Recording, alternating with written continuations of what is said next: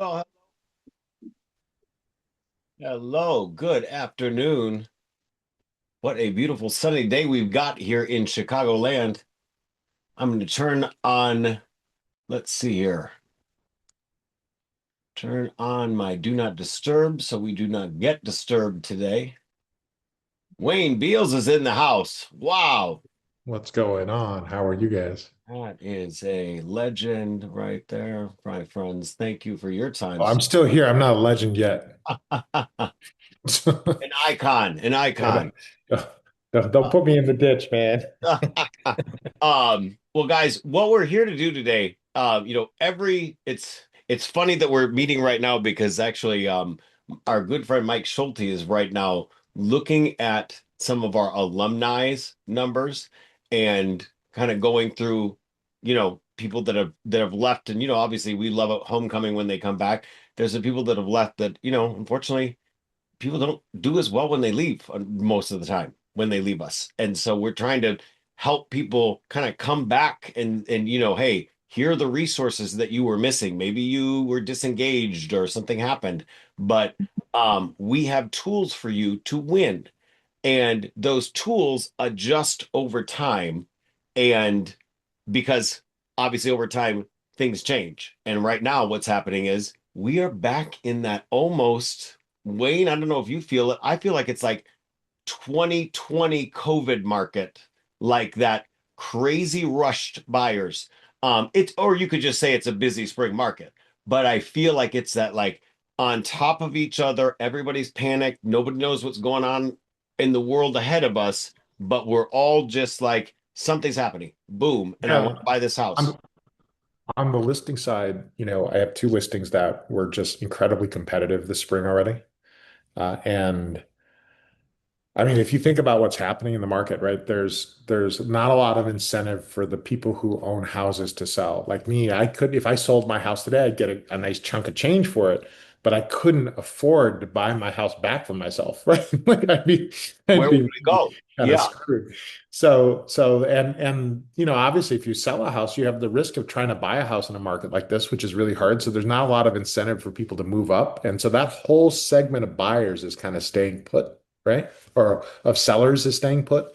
And so that's making it real hard for buyers. Obviously, you guys know I do a lot of new construction work. The city is incredibly difficult to build in. The red tape, zoning red tape, there's lots of layers. It takes years to get a project up. Construction costs are really high.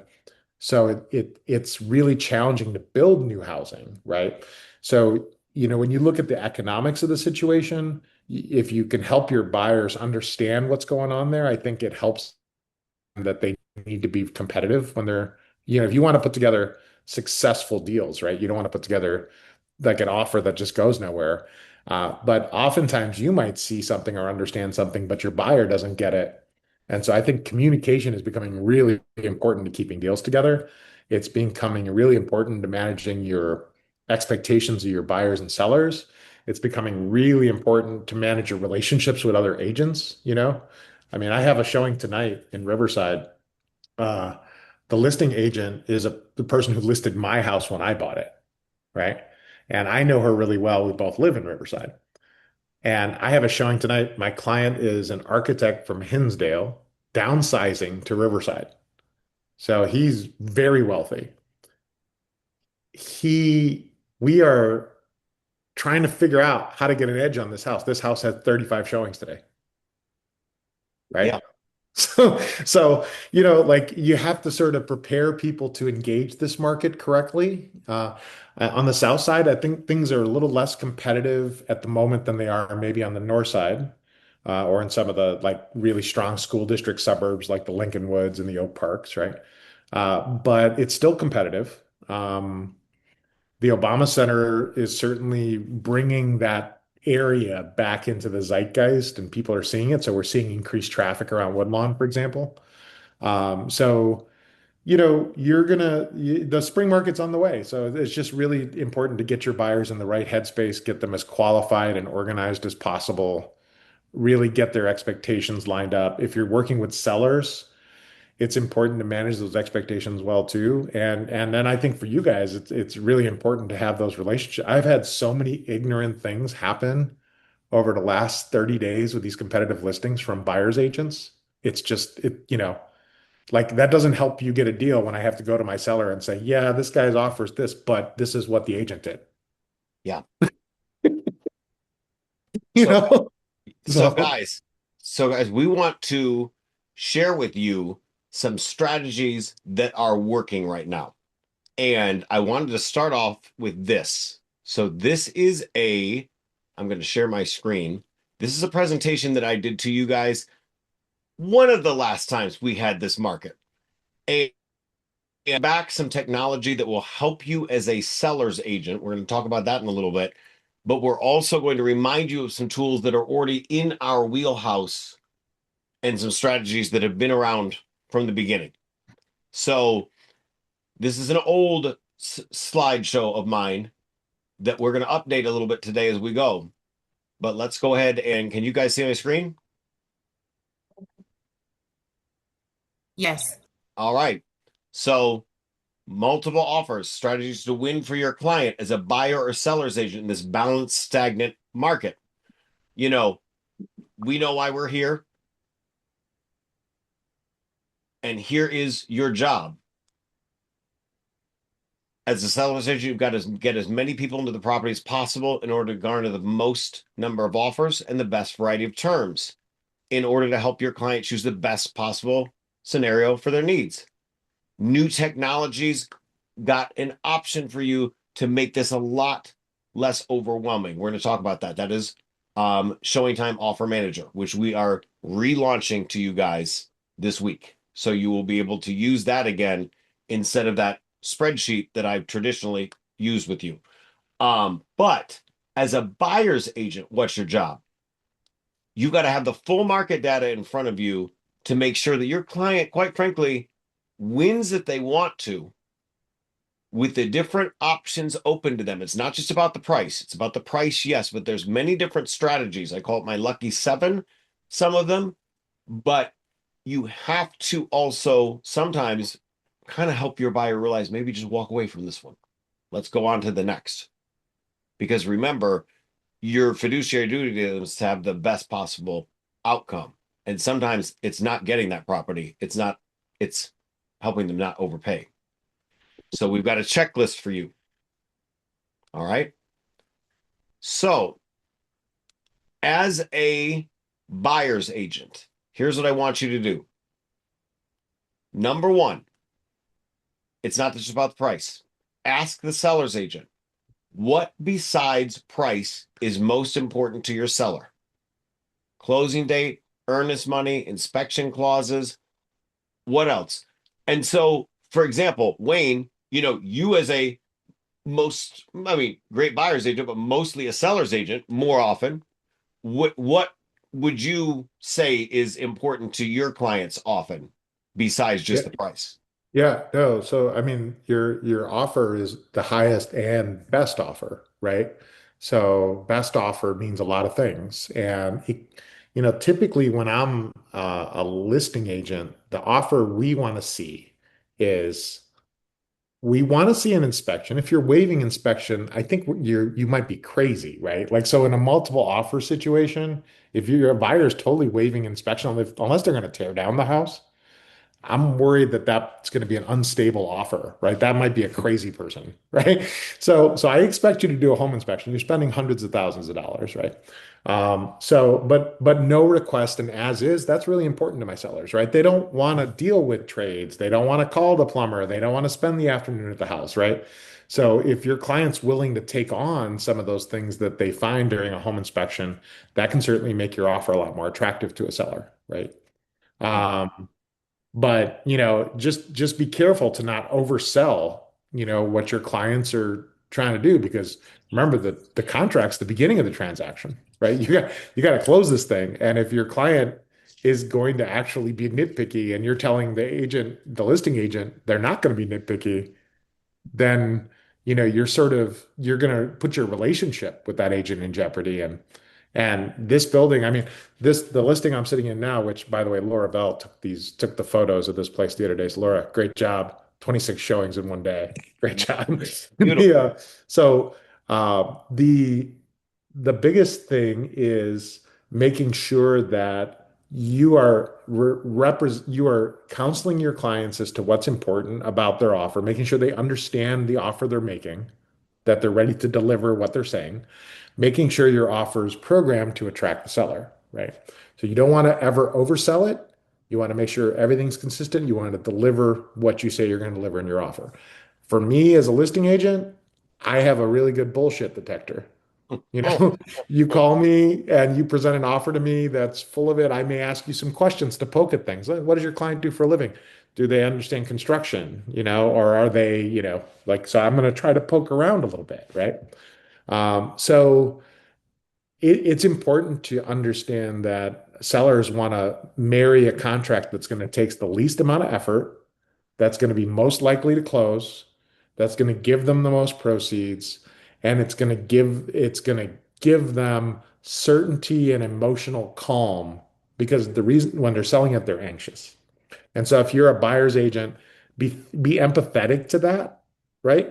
Have a conversation with your client. Listen, this is how we construct a good offer besides price. You don't ever want to be the agent who's just like, oh, we just have to offer the moon. I mean, it helps to offer the moon in a competitive situation, but that's not the only reason sellers take contracts, right?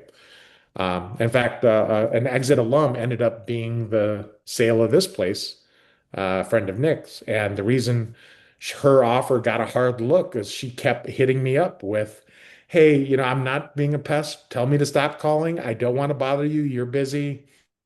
Um, I just want to let you know this is something about my buyer that you need to understand as a listing agent. It makes them a great buyer. By the way, I'm not full of it. I know Nick, and Nick can vouch for me. mhm. Yeah. Right? And that's So you got to use your network and use your relationships. And if you have a bunch of broken relationships from deals where you've not delivered on, you got problems, right? So and that's huge. So guys, that's Wayne, big nuggets, big nuggets from Wayne. When I show up at a property with my buyers, and this is key, if I can be there for the showing, think about this, open houses, what's happening right now? A lot of these properties, and Cassandra was mentioning Westchester's on fire, Lakeview's on fire. I mean, all these neighborhoods are just wild right now. I walked in the other day with a good friend and client of mine. I made sure that we introduced ourselves to the listing agent. I said, "Hi, my name is Nick Liber with Exit Strategy Realty, and these are my clients, Will and Graham." And I'm literally like, Will and like, hey, you know, let's look eye to eye contact. Make sure client like they don't have to dress nice, but just like kind of prep them for they're gonna make an impression on the agent. yes, I do. You're going to make it right. Yes. And so we're looking as listing agents, we are looking. And so I think Tabern's going to join us in a couple minutes. Tabern and I had a wild open house. We did one open house and sold this place at the open house, and we had 12, I think it was 12 or 14 offers total. So we broke our own spreadsheet that I created for you guys as it went beyond the spreadsheet maximums. And but what we were looking for was there were certain agents that showed up with their clients or sent their clients and texted us and said, "Hey, my client's on the way. These are their names." Really like we're like huddling over their client and made sure to personally communicate with us. There was a lot of touch. It was pleasant touch. It wasn't jerk behavior. And then also that asking about what's most important to your client. And also let's talk about escalation clauses for a second, and I don't want to hover on it too long because we've got a limited amount of time today. But you know ask the seller's agent if they are accepting escalation clauses. I personally do not love them Mhm. as an agent, as a buyer's agent or as a seller's agent. But ask them if they're accepting acceleration clauses. Some do, some don't. So, but you need to know that if they're going to ask, do they accept them or not? And if you include one and they're not accepting them, your offer just got pushed to the bottom of the line. Exactly. Yeah, you So, look like an idiot. I'm just letting you guys know, like, because somebody did that on a recent transaction. We told them specifically, no escalation clause will be accepted. We sent that out, put it in the MLS. Just said it clearly, and this agent did it anyway. And And yeah, I called the guy up and I said, look, I just wanted to let you know we have no escalation clauses on here. And so I can't really work with your escalation clause. So you should probably talk to your client, make sure you've got your highest offer here because we're going with the face value of your offer. Right. And the agent was like, well, you can't do that. You have to consider my escalation clause. And I was like, boy, you need to check with your no, managing broker. no, we do not, sir, ma'am. And here's another thing, guys. Cassandra just good. Cassandra, thank you. Another thing to consider. So remember love letters? Now I loved love letters, and I don't do them the same way I used to because a lot of people don't accept them anymore. You'll notice even on the listing agreement, some listing agreements, when you go to sign the listing agreement with your seller, are you going to accept love letters or not? But here's the thing, that's from the client. You as the agent can quite frankly make a love letter in the way you present the offer.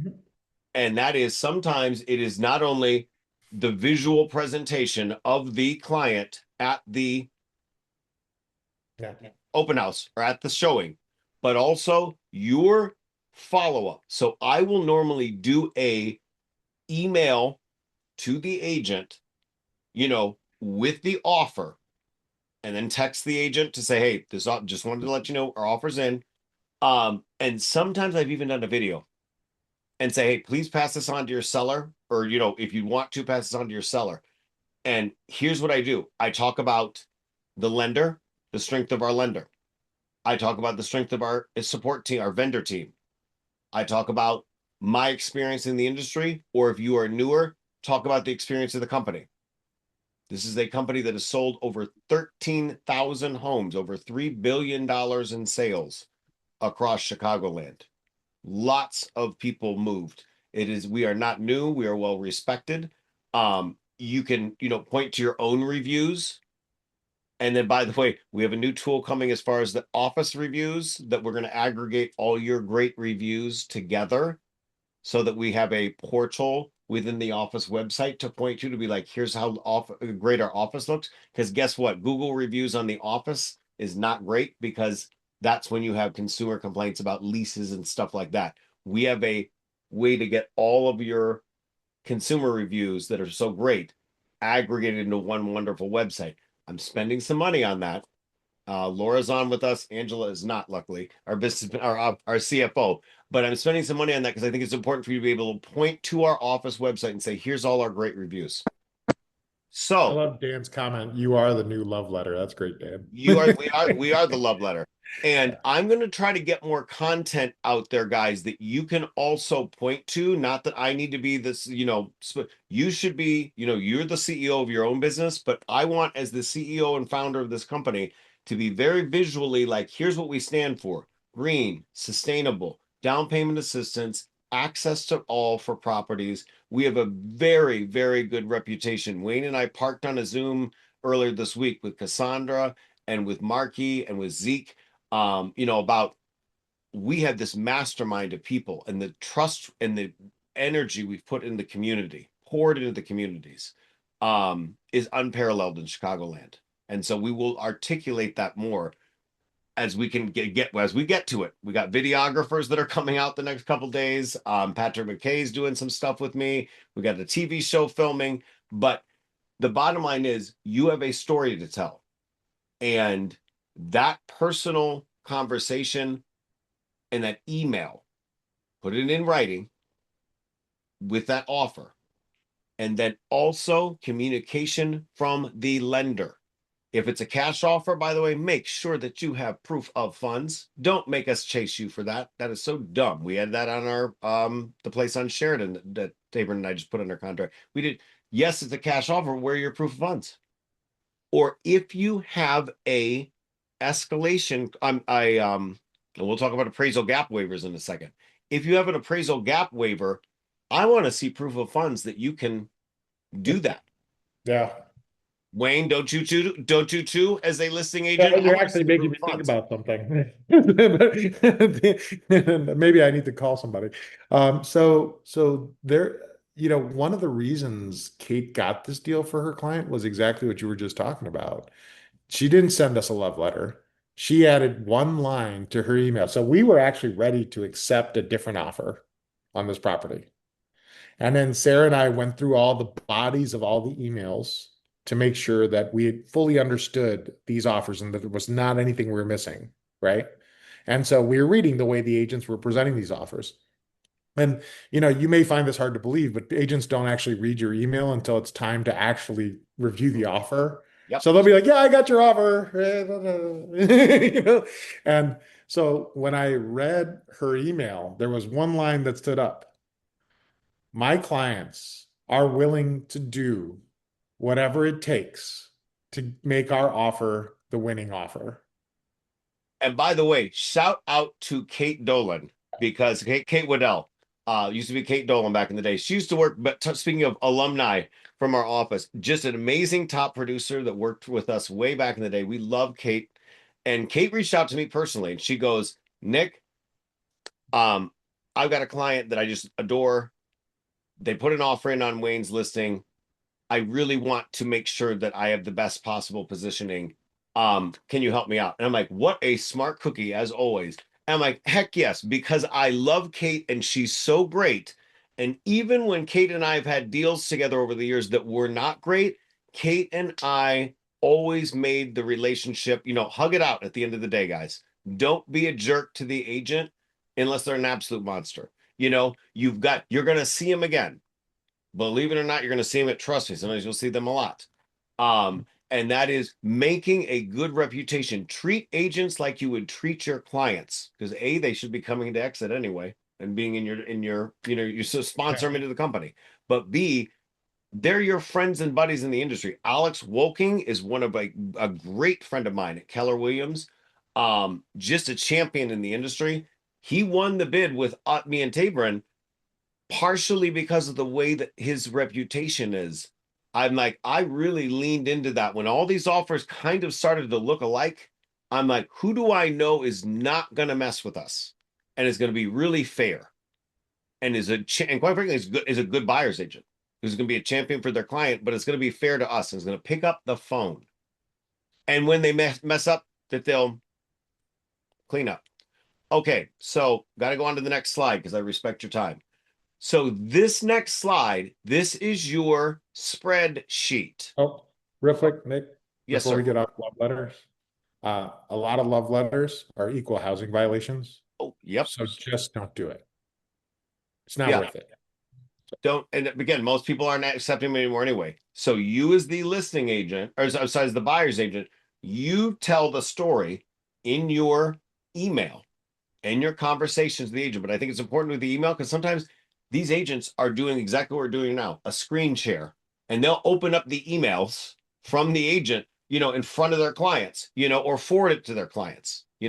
We've got, so this is the spreadsheet that you guys have access to, which by the way, I'm going to reshare with everyone as we end this today. But it's also in the Exit Resource Center. If you go into the Exit Resource Center under quick links, my office, and then quick links, you will find in the Project X files. I know they're a mess. There's a lot of things, but you will find this master spreadsheet. But I'm also going to reshare this to everyone. But this spreadsheet is helpful, but I have to tell you, you don't need this spreadsheet if you're going to use Showing Time Offer Manager, which is why we have Laura Medina on with us today, because she's going to re-onboard everyone to Showing Time Offer Manager.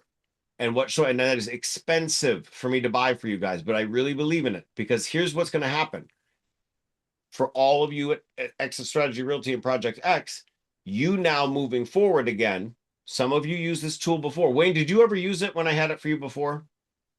We have a similar tool we've been using for a long time that's almost identical to this. So Yeah, but then yet now you can unsubscribe to are you it. talking about the showing time? No, I Showing haven't. Time. No, I haven't used it at all. I'm interested in it. Very interested in it. Yeah. So this is literally, so I'm gonna pay for it for you guys. I road tested this and I loved it because I was so sick of that spreadsheet that I was stuck on Tabron, and Darian was doing it with me and is doing it with me over in Indiana when we get deals going. This is gold. So all you need to do instead of the spreadsheet moving forward is you're going to use this language in the broker remarks on the MLS. And again, this is being recorded. You can also just screenshot this. To submit an offer, did you put this in the broker remarks? To submit an offer, please use Showing Times Offer Manager. Click Schedule a Showing above, then Submit Offer. This helps us process your offer more efficiently. Now, when agents complain to you, oh, well, I don't want you to have to submit it. Can I just send it to you? You know what? How do they bid on a foreclosure? How do they go to those auction websites? They have to do this stuff. So it is what it And is. don't be that agent. Don't be the agent that complains. Just Yeah, please don't. Work, like communicate with people the way they want to be communicated to. They have Because systems, you know. let me Yeah. tell you something, guys. This is my goal for you, and I've said this from the top. You know, when I started launching Project X, is I want to make it a better UX user experience for both you and the consumer. I'm going to shave hours of time off of everybody. With Zenlist, we shave hours of time because you don't have to set up MLS searches anymore, and your clients can access the private listing network. Think about how much time I'm saving you a week. I'm going to get you out of this silly spreadsheet, even though it's still available to you. And then you can literally, your client, and you can just look at the Showing Time created spreadsheet and then have a deep dive Zoom or sit down in person and go over everything. But the spreadsheet's already built for you. Okay. So options to consider as you dive in. What are this? This is our lucky 7. Okay. Number 1, highest purchase price. Obviously, duh. Potential for escalation clause. Essentially, we will beat any other bid by blank amount, not to exceed blank amount purchase price. Okay. That's your escalation clause option. Number 2, an as is rider. Ooh, as is no inspection, or do you buy it as is subject to inspection, meaning your client will have the inspection, but they won't nickel and dime. They'll either say yes or no, kill the deal, or move forward. Number 3, appraisal gap coverage agreement. You would agree to pay the first blank dollar amount out of your pocket, the buyer, should the property not appraise out. And that's up to a certain amount, whatever that amount is. Number 4, a closing date that works particularly well for the seller. Earlier or later, depends on the seller. Ask the agent, see if there's any exclusions that they want. Number 5, more earnest money as a deposit. More skin in the game. Number 6, lower LTV, loan to value, more down payment. Signals to the seller that you got, again, your loan is less hoops to jump through. Describe the loan product, have the lender reach out, discuss the loan product, really have knowledge of the loan product. Also, higher interest rate cap. Maybe that's of interest to them. Now, we talked about love letters. That's your old number 7. New number 7 is, what do you want to do about tax prorations? What do you want to do about tax prorations? Do you want to adjust that?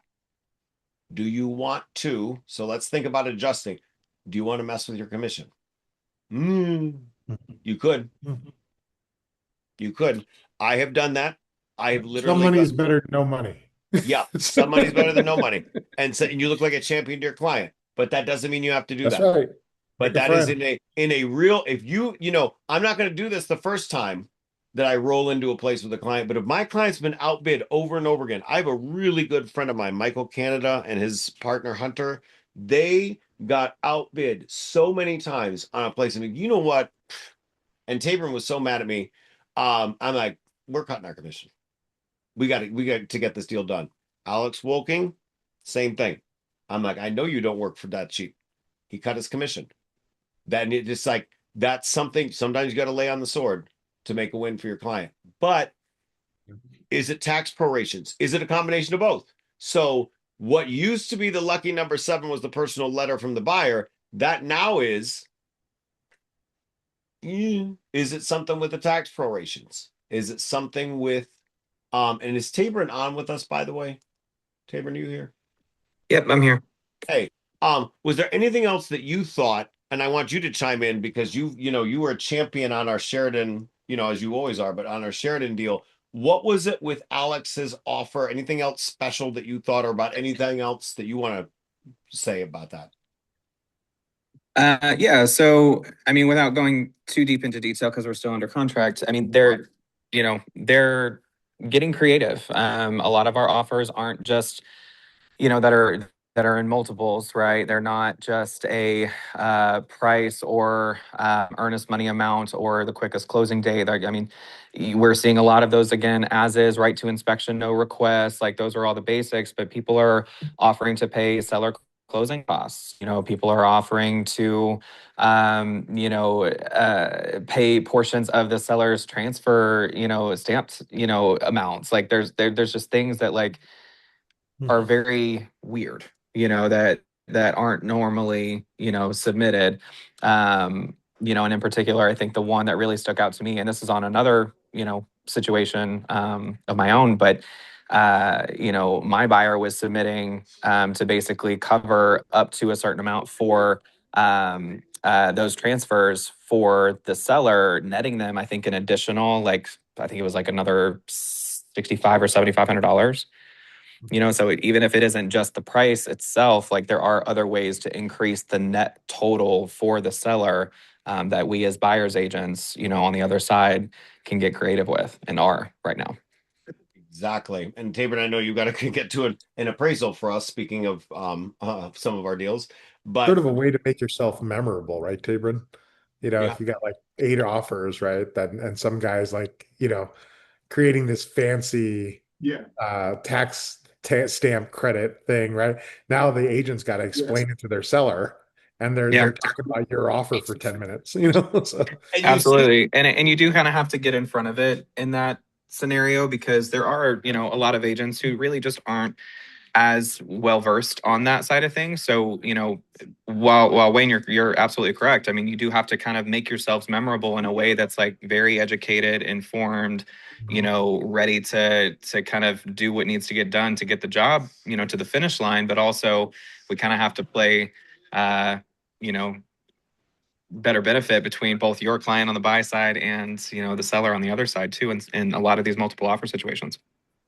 hey guys, what the really key point from both of these gentlemen, that's I'm thinking of Alex's offer. I mean, like this guy's doing somersaults to get the deal done. It was so memorable to us that we literally had to explain to the client. So yeah, maybe it's, do they want the furniture gone? What can we what can we do? And that again goes back to that conversation between you and the listing agent, building that rapport, and sometimes having that happen over time.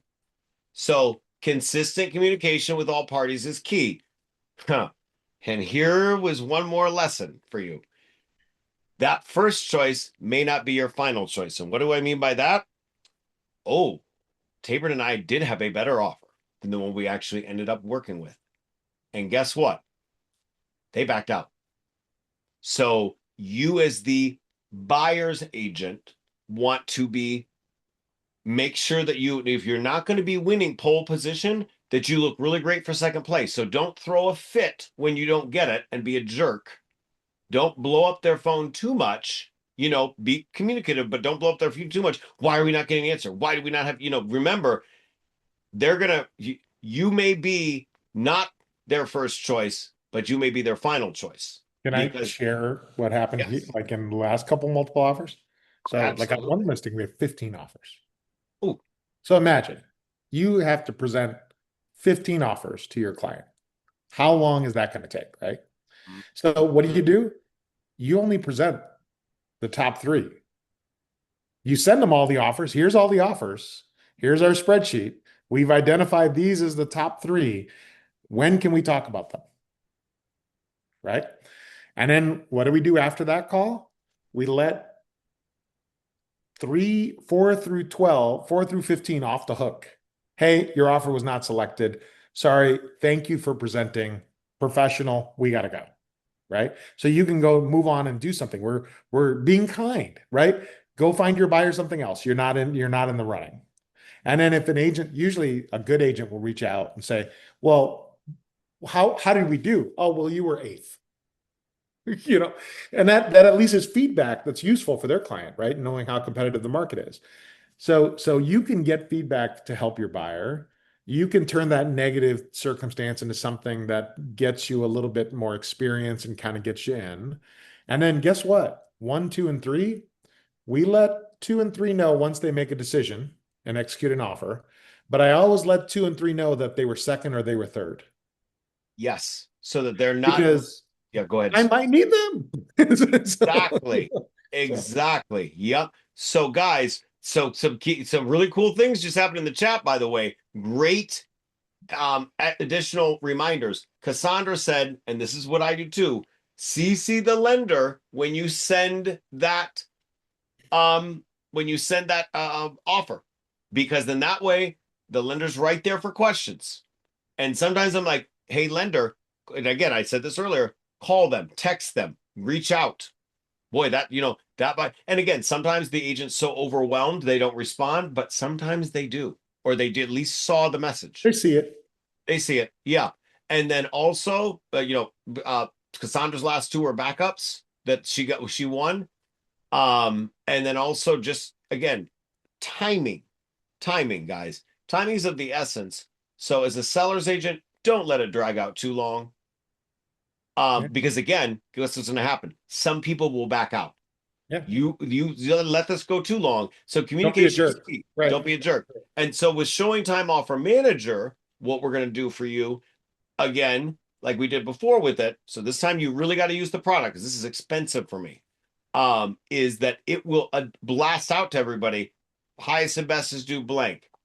We're reviewing offers now, etc. How much time am I going to save you when that's the people are still going to reach out? You still should respond, but that's everything is done through showing time. So you've got that. It's also great for later on if somebody tries to sue you. Okay, well, we called for highest and best. We communicated this way. Everything is there, right in showing time. All right. Jasmine, you had a question? Yes, I have one for Wayne. Um, I've been in this situation on the buyer side, but not the listing agent. But when you have two offers that are the same, like there's like the exact same, how do you advise your client? Just want to get some tips. So it's rare that two offers are exactly the same. Like it's possible it's happened before, but for the most part, there's always something about an offer that makes it better. It may not be like they might be the same price, right? But maybe one has a lender that has already pre-approved and pre-underwritten somebody, right? Like, or there's just some other competitive advantage. And as a listing agent, I am looking at every facet. So if you don't communicate every facet to me, the problem is I can't use it in our deliberation, right? So you really have to do a very good job of delivering the competitive advantages of your client. And in that case where they're so close, right? You're going to get a lean your way if there's just more detail about it. I think a lot of agents are sloppy. I would say 90% of agents on the buyer side are pretty sloppy. They throw an offer to you. It's like a scratch and win ticket they bought at the store. You know what I mean? And they don't handle it with care. And this is not a scratch and win game, right? This is your client's life, right? So if you're not taking the time as the buyer agent to really put forward the strongest position you can and the most detail you can in a competitive situation, my understanding of that as the listing agent is that you're going to continue to be absent the rest of the transaction when we run into volatility and problems or conflict, and you're not going to be responsive, and we're going to have a horrible experience for my seller and for me, right? So at the end of the day, being the agent that people want to do business with includes making sure that you're diligent about showing your clients competitive advantages. Do not be shy to sell your buyer to a listing agent. 1000%. Guys, great, great conversation. What other questions or comments do we have? Someone Hey, wants Nick. Hey, Wayne. It's Cassandra. Good Cassandra, Miss afternoon. Cass, how are you? Hey, hey. I wanted to respond to Jasmine's question about the HS-48. So I recently had an offer for a client that went under contract, and she actually has closed since then. But I saw this listing and it had HS-48 as the contingency. And so Mhm. talking about relationships, right? I have a very great relationship with the agent, Lily Hagan. If anybody knows Lily, she's amazing. She does a lot of South Side and South suburbs. This property was at 97th and Ingleside. And when I saw the contingency and I saw the agent's name, I just called her. I said, Lily, what's good? I know what HS-48 means. I knew exactly what your sellers are up against. I have a buyer who is ready, no contingencies to sell an additional property, because that's basically what HS-48 means. That means that they have 48 hours to decide. The buyer has 48 hours to decide if they're going to move forward with the current purchase without the contingency of selling that property, or it also gives them time to get that property under contract. So, and I was asking her, like, if she had had any other agents reach out, and she was like, you're the first person that even reached out to ask me, what was going on. So it's also very important for us to know these codes. We have our phones in our hands 95% of the time. It is nothing to look up a code or Google a code. So don't just skip on, properties that are already under contract, because you never know that contract could be on its deathbed, to be honest. So relationships are key. Using your resources are key. And if you're not sure, just call the listing agent and ask, right? I think that the listing agent will respect that a lot more. 100%. Cassandra's 100% right. I do not mind if my property is under contract, whatever the flag. If you call me, you're probably going to have more information than any agent who did not call me on that deal, right? So if I say to you, hey, you know what? There's a possibility here that this property will not close. Would you like to see it? Right?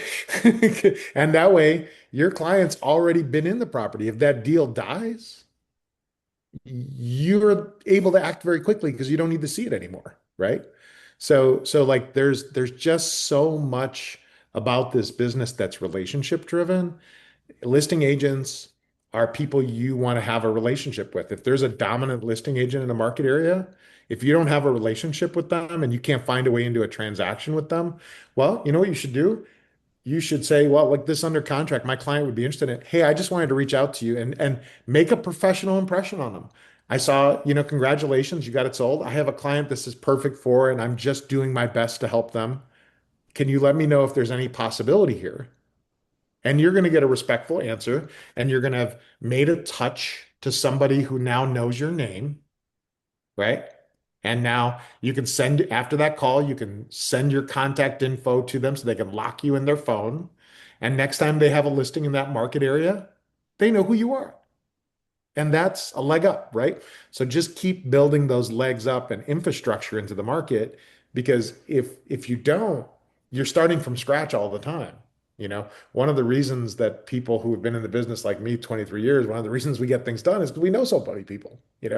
And so if you have a good reputation and you have a big network, you get things done for your clients. And that's one of your biggest jobs, is to go out there and build that network for people. Absolutely. And speaking of networks, guys, you have a great network right in house. We have the Facebook office group, which that's fine, but we have a WhatsApp chat that's much more conversational, that's so helpful. If you guys want to get, nighttime weekends, get into the WhatsApp chat. So I just put the link, drop the link in the coaching blog. Also, if you're watching this video later, it's right under our in the Exit Resource Center on your Exit Realty Connect app. You just literally go into the app or on the Resource Center, you click on My Office, and then you scroll down to quick links. And one of those quick links is the WhatsApp chat right there. Easy button to have some helpful conversation. Speaking of conversation, guys, we're going to wrap this up here pretty quickly. Any other questions for our amazing guests? Thank you, Wayne, so much for your time today. I know Tabor, I think actually already had to bounce out. Cassandra, thank you for being here. I know you got a lot on your plate. Thank you for making time for us. Who else? Anything else, guys? Reminder tomorrow, by the way, speaking of Cassandra, we have an event tomorrow, 5:30 to 7:30 p.m. It's going to be wonderful at the beautiful Cottage Grove office. We've got spots open for you to come and learn about building your legacy with Mario Reed in terms of estate planning, trust and estates, all that good stuff. That's you really want to come and be a part of that. I will be there too. Natasha, you had a question before we go? No, I would like to add something on Oh, yeah. another way to win a multiple offer situation.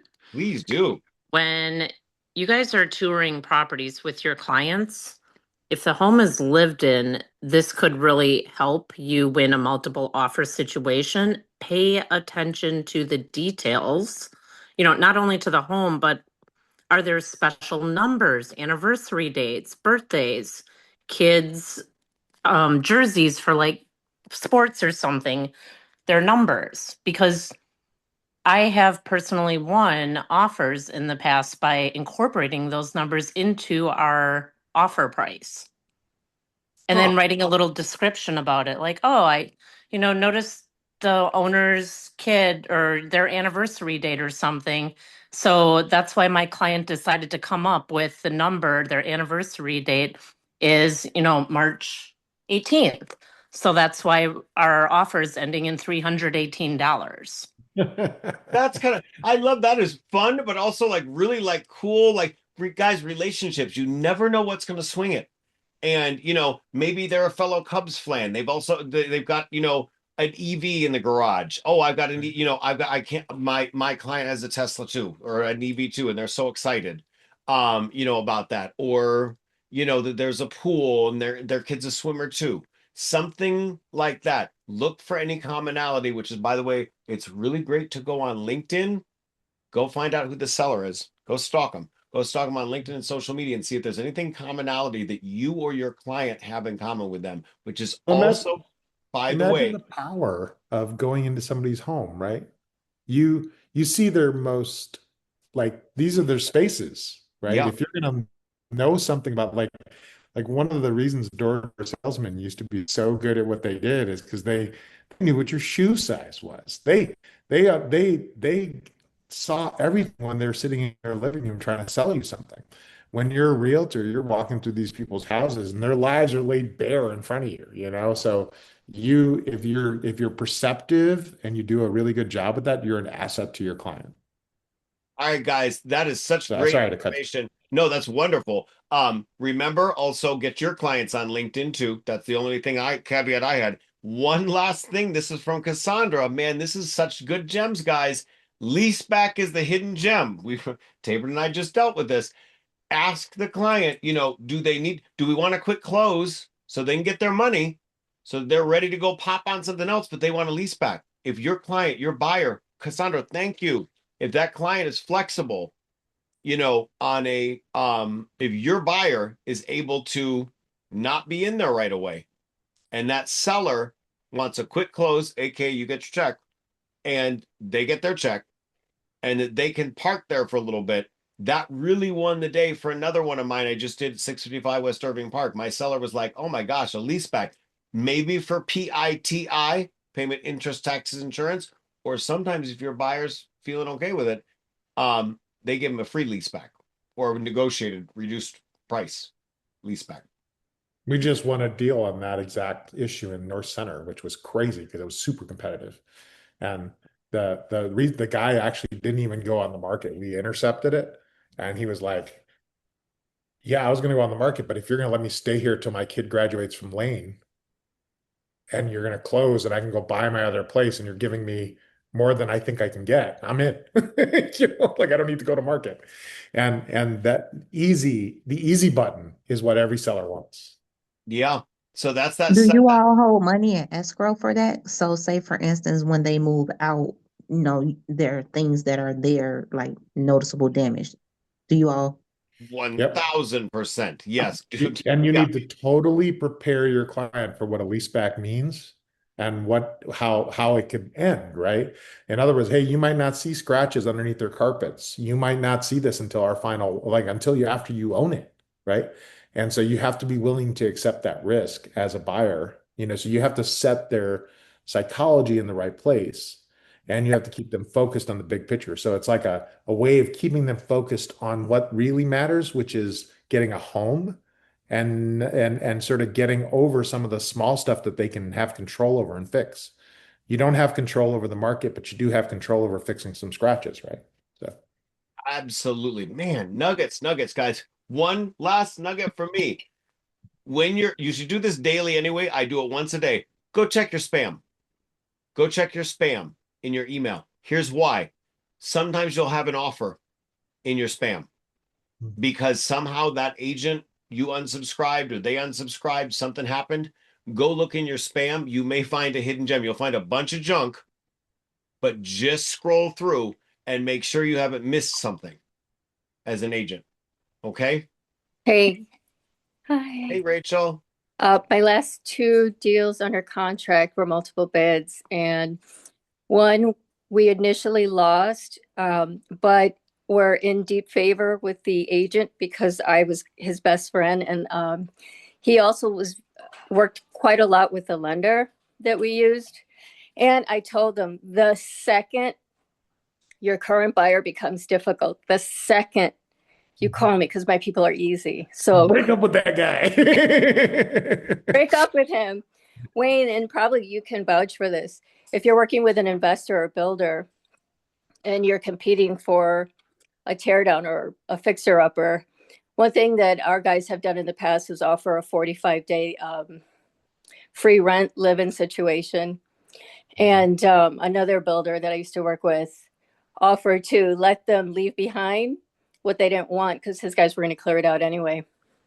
Yeah, totally. I So, mean, easy button all the way around. Look yeah. for the easy button everywhere you are. Try to make it easy for the seller. If it's competitive, just make it easy. Price is not your only place you need to be playing, you know? Absolutely, man. The easy button. I love it. You guys are just gems today. Thank you for all that knowledge, guys. We're gonna go ahead and wrap this up for today. We have next week, we will be back with you, obviously, for Ask Us Anything. We're gonna be with Cassandra tomorrow night at the Cottage Grove office.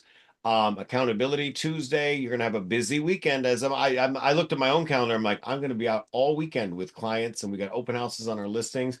It is a great time to be at Exit Strategy Realty. Woodlawn open houses, sustainable buildings, Woodlawn Summit this weekend. So there's going to be hundreds and hundreds of people focused on Woodlawn, and we're having a bunch of open houses for Greenline. So if any of you guys want to sit in an open house, reach out to me, text me. I got a couple. So I love that. Wayne, please, what's your cell phone number, Wayne, to text? I'm in the WhatsApp group. So just jump Just into that WhatsApp. group and hit me up in there. Good job. Yes, let's do that, guys. Please use that resource. And Cassandra just dropped her nuggets for tomorrow. I can't wait to see you there. I'm going to eat half of her light bites. Just a warning. No, I'm just kidding. I will eat before I come, Cassandra. But thank you guys very much for being here. And as Missy Campbell said when I did her interview or podcast this weekend, if you are not making money at Exit Strategy Realty, that is something that's on you because you haven't engaged and coached in their tools. I am busting my butt to make sure you have the best tools out there. You will make money here. Rachel is a testament to that. She rolled in out of here out of nowhere, coming off a top producing team that had taken her database from her. And she'd been in that team for a long, long time. And she started at ground zero. And I've been there. I've been in Rachel's shoes. And I walked out of Keller Williams as a managing broker. They told me to delete my database on the wing because I was going to love being their team leader forever. This is a place where you can restart and Rachel, make money. congrats on finding a family of nice people to work with, because the whole reason that I am here is because of the leadership of this place. Is I don't trust anybody else with my data. So, that's the key, right? I love it. You see who's Wayne, you down do there? a lot of land deals, so I'm gonna want to pick your brain. Anytime.